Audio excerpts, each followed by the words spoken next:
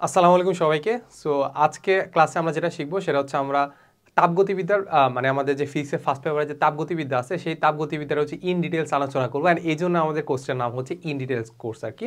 So এইখানে আসলে আমরা কি করবো, আমরা আসলে একবারে বেসিক থেকে আসলে সব কিছু আসলে কভার করা ট্রাই করবো আর কি। সো এখানে আসলে আমাদের কতগুলো সিলেক্টিভ টপিক আছে যেগুলো আসলে আমাদের জন্য খুবই ইম্পর্টেন্ট অ্যান্ড যেগুলো আসলে আমাদের ফিজিক্সের বেসিক আসলে ক্লিয়ার করতে সহায়তা করে, ওই জিনিসগুলো নিয়ে আমরা আজকের ভিডিওতে আলোচনা করবো। সো চলো আমরা শুরু করি আর কি। আজকের টপিক হচ্ছে আমাদের তাপীয় সিস্টেম, ঠিক আছে। সো এর আগে আমরা অনেক কিছু আলোচনা করে ফেলছি, এখন আমরা একটু আলোচনা করবো যে আসলে আমাদের তাপীয় সিস্টেম জিনিসটা আসলে কি। ওকে, সো আমরা শুরু করি। আচ্ছা, সো আমাদেরকে তাপীয় সিস্টেমের ব্যাপারে যদি আমরা একটু বলি তাহলে হচ্ছে আমরা একটু বাংলা লেখা একটু পড়ি আর কি। সো আমাদেরকে এখানে বলছে যে আসলে পরীক্ষা নিরীক্ষার সময় আমরা জড় জগতের যে নির্দিষ্ট তাপীয় অংশ নিয়ে বিবেচনা করি তাকেই বলা হয় আমরা সিস্টেম। সো এটা আমি আগেও বলেছি, সো আগেও বলছি যে আগের ভিডিওতে। সেটা হচ্ছে ধরো হচ্ছে সাপোজ আমি এরকম একটা পাত্র নিয়ে নিলাম, এরকম একটা কি নিলাম, পাত্র নিয়ে নিলাম। ওকে, এই পাত্রের মধ্যে আমরা সাধারণত গ্যাস রাখি। সাধারণত আমরা এখন কি নিয়ে কাজ করি বলো তো? গ্যাস নিয়ে কাজ করি। Gas gas gas gas gas gas gas gas. এই যে পাত্রটা চিন্তা করলাম না, এই পাত্রটাকে আমি একটু আর কি বড় করা যায়।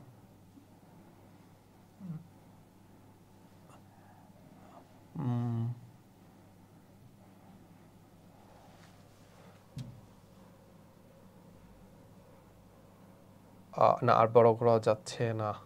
আচ্ছা, ও হ্যাঁ, থিকনেসটা একটু বাড়াই দিই, থিকনেসটা আর একটু বাড়াই দিই। ধরো হচ্ছে এইটা হচ্ছে আমাদের সেই পাত্রটা, ধরে নাও এইটা আমাদের সেই পাত্রটা। ওকে, এখন চিন্তা করো এইটা যদি আমাদের পাত্র হয়, ভিতরে যদি আমাদের গ্যাস হয়, আমরা কি নিয়ে কাজ করতেছি বলো? আমরা হচ্ছে গ্যাসটা নিয়ে কাজ করতেছি, মানে আমরা গ্যাস নিয়ে চিন্তা করবো গ্যাসের অবস্থা কেমন হচ্ছে কিংবা গ্যাসের পি কেমন। তাহলে এখানে আমরা যদি চিন্তা করি যে আমরা গ্যাসে আসলে কি নিয়ে কাজ করতেছি, আমরা গ্যাসের পি কেমন, গ্যাসের হচ্ছে ভি কেমন, গ্যাসের হচ্ছে টি কেমন, মানে হচ্ছে প্রেশারটা কেমন, ভলিউমটা কেমন, টেম্পারেচারটা কেমন, এই জিনিসগুলো নিয়ে আমরা আলোচনা করব। তাহলে আমরা কাকে নিয়ে কাজ করতেছি? এই যে ভিতরের এই পোর্শনটুকু নিয়ে কাজ করতেছি না? এই পোর্শনটুকুকে আমরা তখন বলবো হচ্ছে তাপীয় সিস্টেম। তাহলে এই পার্টটুকুকে আমরা কি বলবো বলতো? এই পার্টটুকুকে বলবো আমরা সিস্টেম। এর বাইরে যা কিছু আছে সবগুলোকে আমরা কি বলবো? সবগুলোকে আমরা বলবো হচ্ছে সেগুলোকে আমরা বলবো এনভায়রনমেন্ট বা হচ্ছে পরিবেশ। তাকে আমরা কি বলবো? পরিবেশ বা এনভায়রনমেন্ট। তাকে আমরা বলতেছি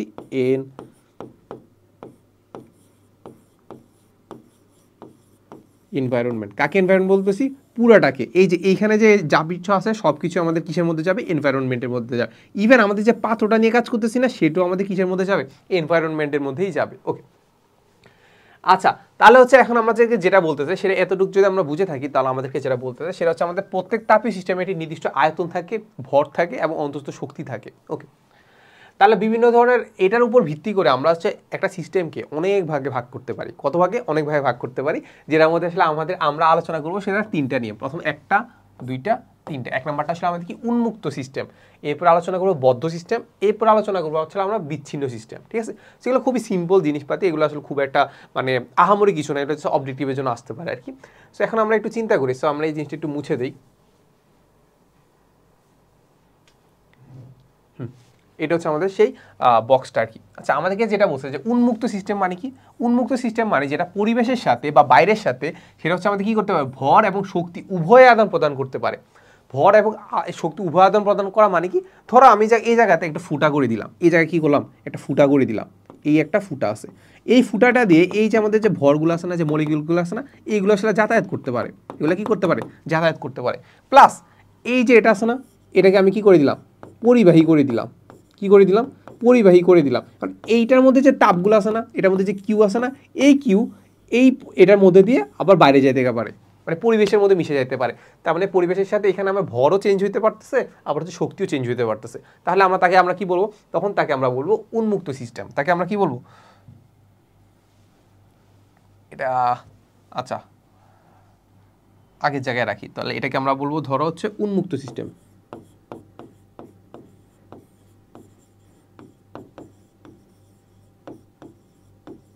ওকে, তাকে আমরা বলবো উন্মুক্ত সিস্টেম। আচ্ছা, এইবার ধরো ব্যাপারটা হয়ে গেল এমন যে এই হচ্ছে আমাদের সেই সিস্টেমটা, একটু থিকনেসটা বাড়াই দেই। ওকে, তাহলে এই হচ্ছে আমাদের সিস্টেমটা। এইবার আমাদেরকে যেটা বলতেছে সেটা হচ্ছে আমাদের বদ্ধ সিস্টেম। বদ্ধ সিস্টেম মানে কি, যেটার মধ্যে দিয়ে শুধু শক্তি বিনিময় করতে পারে কিন্তু কোনো ধরনের ভর বিনিময় করতে পারে না।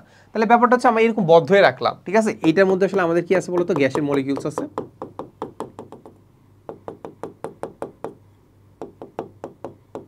গ্যাসের মলিকিউলস আছে, কিন্তু এটার মধ্যে কোনো ফাঁক ফোকর নাই। ফাঁক ফোকর যেহেতু নাই, তার মানে এর ভিতর দিয়ে কি যাইতে পারবে না, কোনো ধরনের ভরের এক্সচেঞ্জ হইতে পারবে না।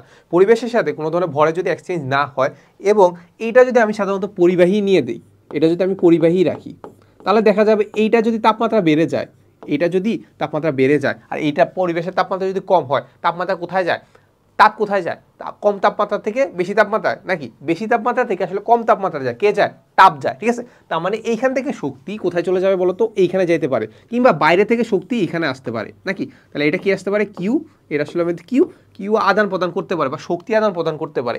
তখন আমরা তাকে কি বলবো, তাকে আমরা বলবো হচ্ছে শক্তি বিনিময় করতে পারে কিন্তু ভর বিনিময় করতে পারে না, তাকে আমরা কি বলবো, বদ্ধ সিস্টেম। তাকে আমরা কি বলবো, বদ্ধ সিস্টেম। তাহলে এটা আসলে আমাদের কি বলতো,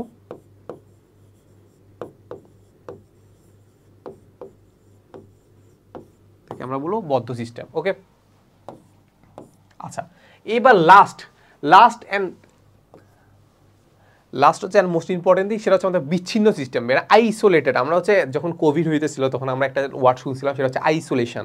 আইসোলেশন মানে কি, আইসোলেটেড অবস্থায় রাখা। সো আইসোলেশনে কি করা হয়েছে, আমাদেরকে সাধারণত কারোর সাথে মিশতে দেওয়া হইতো না, ঠিক না। সো ব্যাপারটা আসলে এটা এমনই যে আসলে আমরা এমন একটা সিস্টেম তৈরি করব, তো এটাকে যদি আমি কপি করা যায়, কি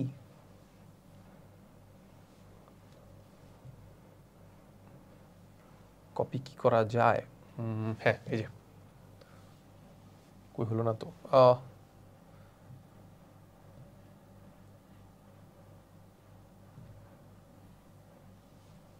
তাহলে হচ্ছে আবার আঁকি, চলো। এই হচ্ছে আমাদের এই যে সিস্টেমটা, এটা একটু থিকনেসটা আমরা একটু বাড়াবো, এটা থিকনেসটা বাড়াইলাম, তারপর এখানে আমরা কি দিব, মলিকিউলস দিব,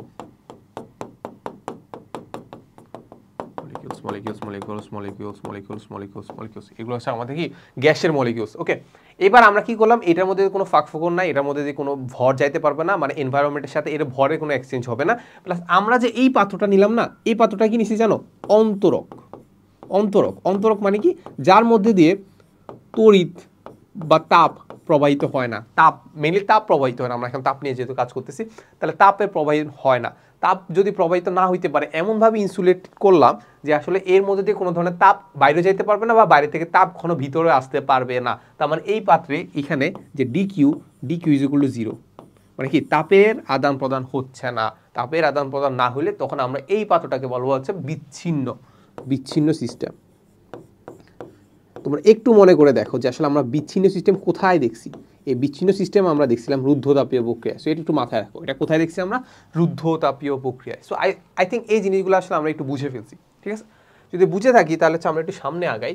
এখন আমরা যেটা করবো সেটা হচ্ছে, আমরা এতক্ষণ পর্যন্ত যেসব সিস্টেম নিয়ে আলোচনা করছি, ওই সিস্টেমগুলো নিয়ে আরেকটু ডিপ আলোচনা করবো, এবং কয়েকটা লেখচিত্র আমরা দেখবো আর কি। সো আমাদের যে 1 নম্বরটা আছে সেটা হচ্ছে সমষ্ণ প্রক্রিয়া। সো সমষ্ণ প্রক্রিয়া সম্পর্কে আমাদের কি বলছে বলতো, সমষ্ণ প্রক্রিয়া সম্পর্কে আমাদের বলছে যে পরিবর্তনে সেটা আসলে আমাদের কোনো গ্যাসের চাপের এবং আয়তনে পরিবর্তন হয়, কিন্তু তাপমাত্রা স্থির থাকে। কি থাকে, তাপমাত্রার কোনো চেঞ্জ হবে না, তাপমাত্রা কি করবে না, কোনো ধরনের চেঞ্জই হবে না। তাহলে সেই পরিবর্তনকে আমরা বলি সমষ্ণ প্রক্রিয়া, এবং যে পদ্ধতিতে এ সংঘটিত হয় তাকে আমরা বলি সমষ্ণ প্রক্রিয়া। এইগুলো আসলে খুব ইজি জিনিস। আসলে আইসোথার্মাল, আইসো মানে কি, আইসো মানে হচ্ছে আমাদের একই, আর থার্মালটা কার সাথে সম্পর্কিত, সেটা হচ্ছে আমাদের কি, তাপমাত্রার সাথে সম্পর্কিত। তার মানে একই তাপমাত্রা থাকলে তাকে আমরা কি বলি, আইসোথার্মাল। আচ্ছা, এখন ব্যাপারটা হচ্ছে এইটা যে আসলে আমরা টেম্পারেচারটাকে কি রাখবো, সবসময় সেম রাখার ট্রাই করবো, নাকি। এখন টেম্পারেচারটাকে যদি আমরা সেম রাখার ট্রাই করি, তার মানে হচ্ছে ওইটার ক্ষেত্রে আমাদের ধরো পিভি চেঞ্জ হওয়ার কারণে তাপে চেঞ্জ হইতে পারে, তাপে চেঞ্জ হলে টেম্পারেচার চেঞ্জ হইতে পারে। ওই টেম্পারেচারটা স্থির রাখার জন্য আমরা এমন জায়গায় রাখতে হবে আশেপাশে যেন তাপ আদান প্রদান করতে পারে, তাপ আদান প্রদান করার মাধ্যমে সে তার টেম্পারেচারটা স্থির রাখবে, ঠিক আছে। সো এটা আসলে আমরা মোটামুটি ধরে নিই আর কি, মোটামুটি ধরা যায় না, মানে মোটামুটি আসলে এটা প্র্যাকটিক্যালি খুব একটা সম্ভব হয় না, তাও জাস্ট আমরা ধরে নিচ্ছি যে কি, টেম্পারেচারটা কি থাকবে, টেম্পারেচারটা সেম থাকবে। আচ্ছা, okay. So throughout the process আমাদের কি থাকবে, টেম্পারেচারটা সেম থাকবে। আচ্ছা, এখন ধরো হচ্ছে আমি যদি এখন একটা গ্রাফ আঁকি, ধরো আমরা টেম্পারেচার কনস্ট্যান্ট রাখলাম, তো তাহলে এক্স অক্ষ বরাবর, ধরো এক্স অক্ষ বরাবর আমরা কি নিব, এক্স অক্ষ বরাবর আমরা ভি নিব, আর ওয়াই অক্ষ বরাবর নিব আমরা প্রেশার বা পি। এক্স অক্ষ বরাবর ভি, ওয়াই অক্ষ বরাবর পি নিলাম। ওকে, এটুকু পর্যন্ত নিলাম। এবার হচ্ছে আমরা এটার গ্রাফটা কেমন হবে, এটার গ্রাফটা কেমন হবে, আমরা জানি যে আসলে আমরা P is proportional to 1/v। কখন বলো তো? এইটা সাধারণত হয় হচ্ছে যখন টি ইজ ইকুয়াল টু কনস্ট্যান্ট। এটা আমরা দেখছি সমষ্টি প্রক্রিয়া বা টি ইজ ইকুয়াল টু কনস্ট্যান্ট, এটা তো আমরা জানি। টি যদি কনস্ট্যান্ট হয় তাহলে সমষ্টি প্রক্রিয়া, সমষ্টি প্রক্রিয়া হলে টি কনস্ট্যান্ট, তাহলে আসলে আমরা দেখতে পাই P is equal to 1/v। তাহলে আমরা বলতে পারি কি গ্রাফটা কেমন হবে, গ্রাফটা এমন হবে, গ্রাফটা কেমন হবে, এমন হবে। ওকে, এখন আমি একটা ধরো তাপমাত্রা, ব্যাপারটা আসলে কি টেম্পারেচার কনস্ট্যান্ট মানে কি, এই যে আমি একটা গ্রাফ আঁকলাম না, থ্রু আউট দ্য প্রসেস একটা ঘটনার টেম্পারেচার সব সময় সেম থাকলো। টেম্পারেচার সেম থাকা মানে কি, ধরো এই টেম্পারেচারটা রাখলাম আমি অলওয়েজ টি ওয়ানে ধরে নিছি, টি1 অলওয়েজ বজায় রাখছি। ওকে, তাহলে টেম্পারেচার চেঞ্জ হলো পি/ভি গ্রাফ আমি এমন পাইলাম। আরেকটাতে ধরো আমি টি ইজ ইকুয়াল টু 2 নিলাম, টি2 নিলাম, অন্য একটা তাপমাত্রা নিলাম, অন্য একটা তাপমাত্রা নিয়ে কি করলাম, সারাক্ষণ তাপমাত্রা সেম রাখলাম এবং পি/ভি গ্রাফটা পেলাম এমন। এখন তোমরা অনেকেই কোশ্চেন রাখতে পারে যে ভাই টেম্পারেচার তো আমি কনস্ট্যান্ট রাখছি, তাহলে টি1 টি2 কেমনে আসলো? ব্যাপারটা একটু বুঝছো যে টেম্পারেচার তো আমি চেঞ্জ করতে পারবো, but through out the process প্রত্যেকটা প্রসেসে পিভি এ চেঞ্জ যখন হচ্ছে তখন আসলে আমি টেম্পারেচার চেঞ্জ করবো না, টেম্পারেচার সেমই রাখবো। বাট টেম্পারেচার তো আলটিমেটলি আমি টি1 টি2 যে কোনো একটা নিতে পারি নাকি, কারণ আমি দেখছি যে টি1 আর টি2 নিলে গ্রাফটা এমন আসে। তোমাকে কোশ্চেন করতে পারে যে টি1 বড় নাকি টি2 বড়, কে বড়, টি1 বড় নাকি টি2 বড়, এটাকে জিজ্ঞেস করতে পারে। সো এটার জন্য তুমি কি করবা জানো, এটার জন্য তুমি কি করবা, এরকম একটা লাইন টানবা, এরকম একটা লাইন টানবা। এরপর এইটার করসপন্ডিং তুমি হচ্ছে এরকম একটা লাইন টানবা, এইটার করসপন্ডিং এরকম একটা লাইন টানবা।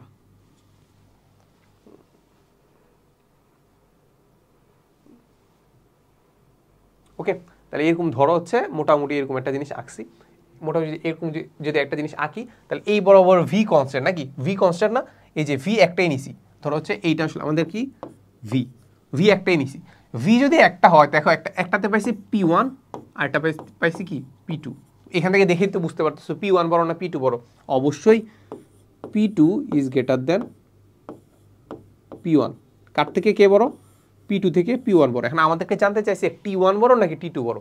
এখন তুমি চিন্তা করো, আমরা সূত্র শিখছিলাম কি, PV is equal to nRT. PV is equal to nRT. এখন এই যে এই লাল দাগের জন্য আমরা দেখতেছি কি ভি কনস্ট্যান্ট নাকি, ভি যদি কনস্ট্যান্ট থাকে তার মানে আমরা এখান থেকে একটা জিনিস পাচ্ছি যে P is proportional to T. P যদি বাড়ে টিও বাড়বে নাকি, তাহলে পি যদি বাড়ে তাহলে টিও বাড়তেছে। ওকে, পি যদি বাড়ে টিও বাড়তেছে, তার মানে এখানে দেখতেছি যে পি1 থেকে পি2 বড়, মানে পি1 থেকে পি2 বড় বেশি যাচ্ছে, মানে পি এর মান কি বাড়তেছে। পি এর মান যদি বাড়ে তাহলে আলটিমেটলি আমাদের কি বলবো, এই যে টি এর মানও বাড়তেছে। তার মানে এইটা পি1 এর জন্য টি1 আর পি2 এর জন্য টি2 ছিল, তার মানে কি পি2 যদি বড় হয় তাহলে কি কে বড় হবে, টি2 বড় হবে। তার মানে এখান থেকে আমরা লিখতে পারতেছি যে টি2 ইজ গ্রেটার দেন টি1। ওকে, সো এটুক পেয়ে গেছে হচ্ছে আমরা একটা সূত্র শিখলাম যে আসলে আমাদেরকে এরকম যদি একটা গ্রাফ দেওয়া থাকে আমাদেরকে বলতে হবে যে আসলে টি1 বড় না টি2 বড়। ওকে, আচ্ছা, সো এইখানে আমাদেরকে কয়টা বাংলা লেখা আছে, সো এই জিনিসগুলো আসলে আমরা খুব একটা ডিসক্রাইব করবো না, জাস্ট আমরা দেখবো যে আসলে এই জিনিসগুলো মিলে কিনা আর কি। তো এক নম্বরকে আমাদেরকে বলছে যে সমস্ত প্রক্রিয়ার শর্তসমূহ আসলে কি কি। এক নম্বর হচ্ছে গ্যাসকে একটি সুপরিবাহী পাত্রে রাখতে হবে। কেন সুপরিবাহী পাত্রে রাখতে হবে, চিন্তা করো, এটা একটু চিন্তা করো যে ধরো এই একটা পাত্র,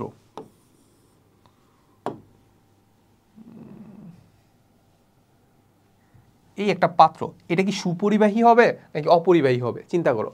আমরা এটার মধ্যে দিয়ে অনেক ধরনের তাপ দিব, তাপের প্রভাবে সেটা কি পরিবর্তন হয় বলতো, সেটা পি চেঞ্জ হইতে পারে, তারপর ভি চেঞ্জ হইতে পারে। পিভি যদি চেঞ্জ হয় টেম্পারেচারও কিন্তু চেঞ্জ হবে নাকি, টেম্পারেচারও কি চেঞ্জ হবে।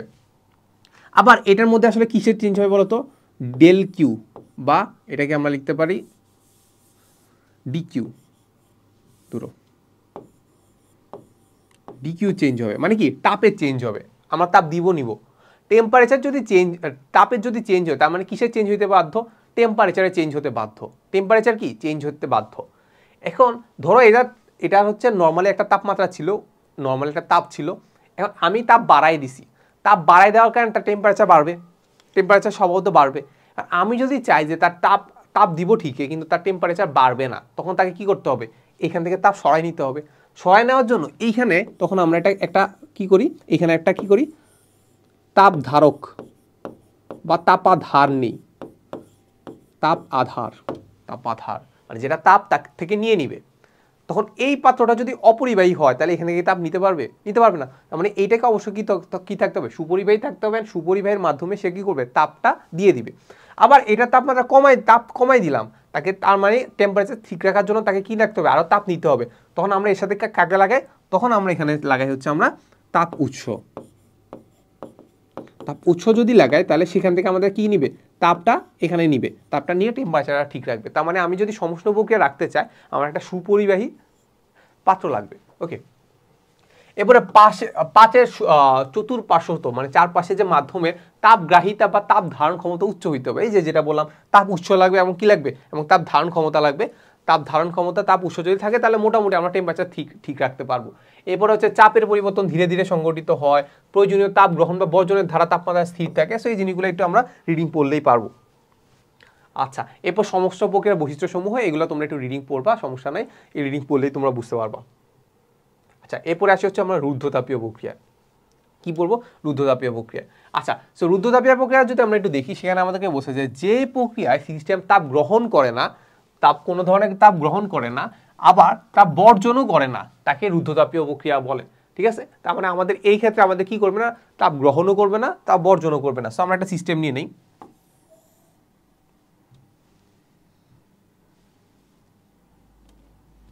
এই হচ্ছে আমাদের সেই সিস্টেমটা। সো সিস্টেম তো এখন হয় নাই, কারণ এখানে আমরা কোনো ধরনের কি নেই, কোনো ধরনের হচ্ছে অনুপরমাণু নেই।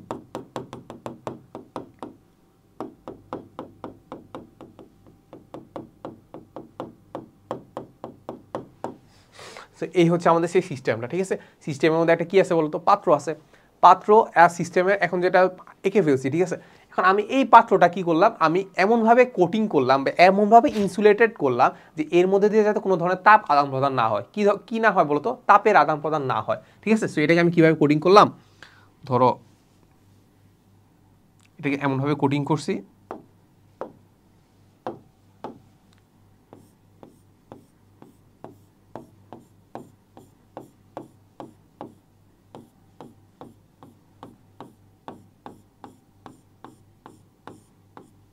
এরকমভাবে কোটিং করছি কিছু একটা দিয়ে, ইনসুলেটেড বা অন্তরক পদার্থ দিয়ে ইনসুলেট করে দিলাম। তা এই কারণে কি হইতেছে, এটা বাইরের পরিবেশের সাথে বা এনভায়রনমেন্টের সাথে এটা কোনো ধরনের তাপের আদান প্রদান করতে পারতেছে না। তাপের আদান প্রদান যদি না করে, তার মানে আমরা দেখছিলাম যে এখানে আসলে আমাদের কি আলটিমেটলি ডিকিউ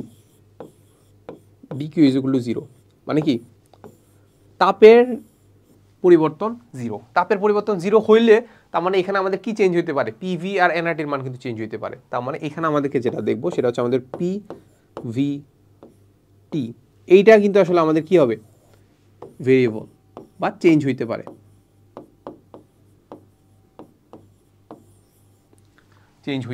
ঠিক আছে। সো এই জিনিসগুলো আমাদেরকে একটু লেখা আছে, সো এগুলো আমরা একটু রিডিং পড়লেই পারবো।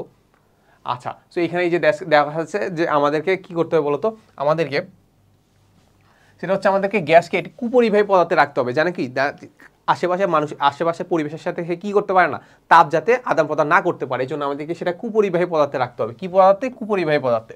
এরপরে পাত্রের চতুর্পার্শ্বস্থ মাধ্যমে তাপগ্রাহিতা কম হইতে হবে। তাপ যদি বেশি নিতে পারে তাহলে দেখবা যে হচ্ছে অন্তর পদার্থ দিলেও দেখবা হচ্ছে তাপ নেওয়ার ট্রাই করবে বা তাপ দেওয়ার ট্রাই করবে। সো এটা যাতে না থাকে সেটা আমাদেরকে এনশিওর করতে হবে। ওকে, এরপরে হচ্ছে আমাদের চাপ পরিবর্তন খুব দ্রুত সংঘটিত করতে, যাতে বাইরের সাথে তাপ আদান প্রদানের কোনো সুযোগই না থাকে।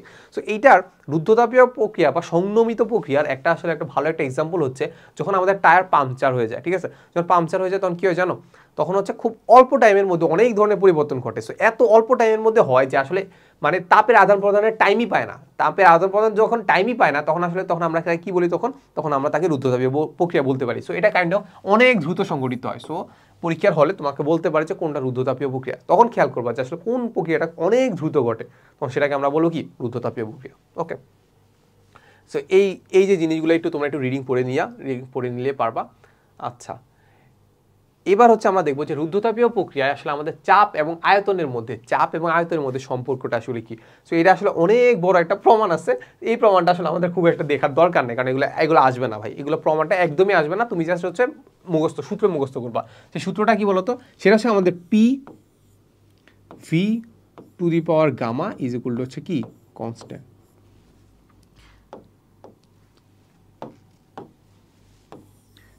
P V to the power gamma is equal to constant. আর যেহেতু আদর্শ গ্যাস, তার মানে এটার ক্ষেত্রে আপনাদের যেহেতু আদর্শ গ্যাস, তার মানে হচ্ছে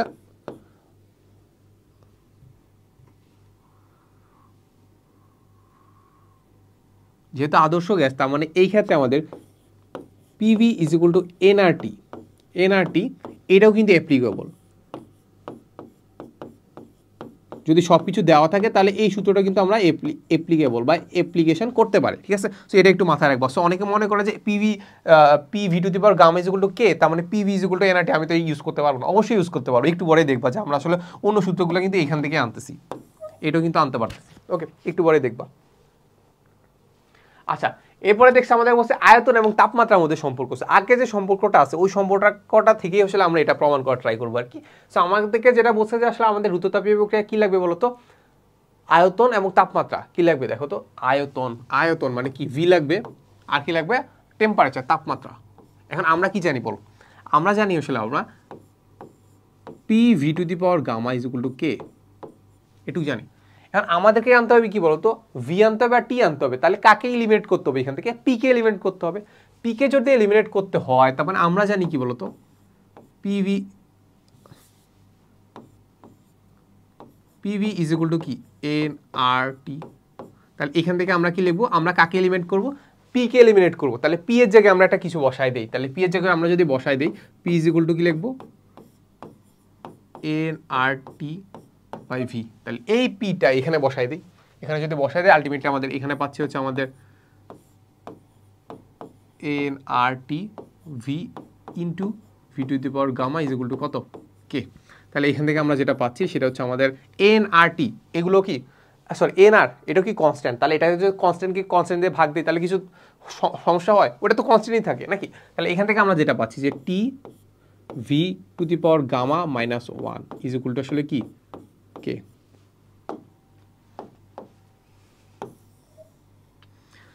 টি V to the power gamma minus one is equal to আসলে কে, ঠিক আছে। তার মানে এটা কার মধ্যে সম্পর্ক করছে, ভি এর আর হচ্ছে টি এর মধ্যে সম্পর্ক। ওকে, তাহলে এবার আমরা একটু সামনে যাই।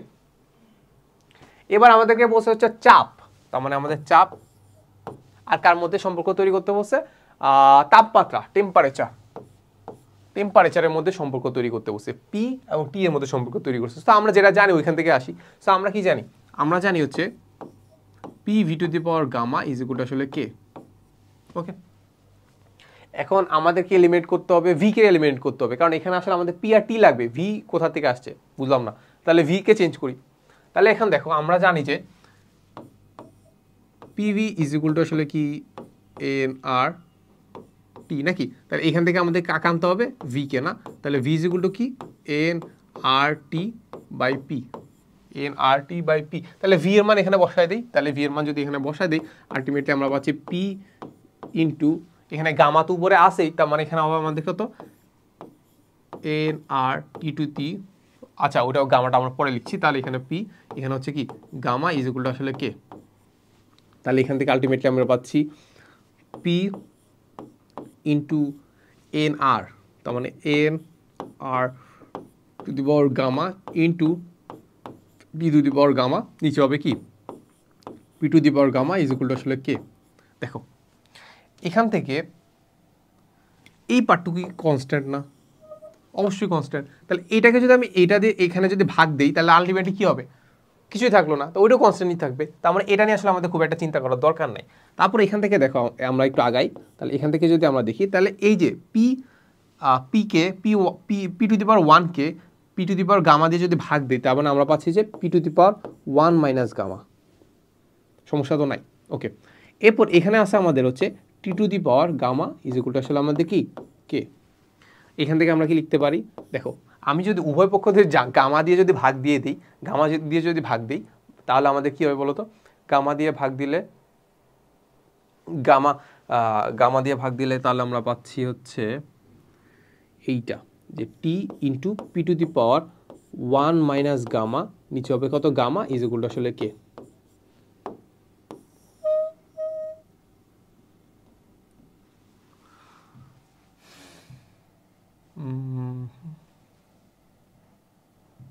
হ্যাঁ, এটা ভালো লাগতেছে। ওকে, তাহলে T P to the power 1 minus gamma by gamma is equal to আসলে কে।